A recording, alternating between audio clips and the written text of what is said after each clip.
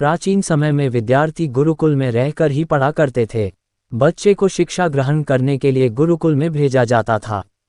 बच्चे गुरुकुल में गुरु के सानिध्य में आश्रम की देखभाल किया करते थे और अध्ययन भी किया करते थे। संजय को भी सभी की तरह गुरुकुल भेज दिया गया। वहां आश्रम में अपने साथियों के साथ घुलने मिलने लगा, लेकिन वह पढ़ने में बहुत ही कमजोर था। गुरुजी की सिखाई हुई कोई भी बात उसके बहुत कम समझ में आती थी। इस कारण सभी के बीच वह उपहास का कारण बनता है। उसके सारे साथी अगली कक्षा में चले गए, लेकिन वो आगे नहीं बढ़ पाया। गुरुजी जी ने भी आखिर हार मानकर उसे बोला, बेटा संजय, मैंने सारे प्रयास करके देख लिए हैं। अब यही उचित होगा कि तुम यहाँ अपना समय बर्बाद मत करो। अपने घर चले जाओ और घरवालों की काम में मदद करो। संजय ने भी सोचा कि शायद विद्या मेरी किस्मत में नहीं है, और भारी मन से गुरुकुल से घर के लिए निकल गया। दोपहर का समय था। रास्ते में उसे प्यास लगने लगी।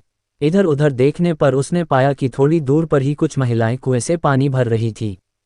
वह कुएं के पास गया। वहां पत्थरों पर रस्सी के आने जाने से निशान बने हुए थे, तो उसने महिलाओं से पूछा, ये निशान आपने कैसे बनाए? तो एक महिला ने जवाब दिया, बेटे ये निशान हमने नहीं बनाए।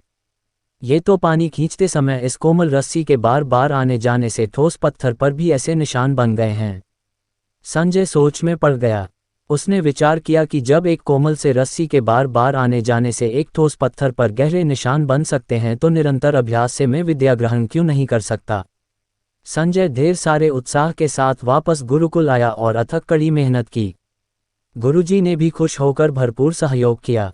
कुछ ही सालों बाद यही मंदबुद्धि बालक संजय आगे चलकर संस्कृत व्याकरण का महान विद्वान बना।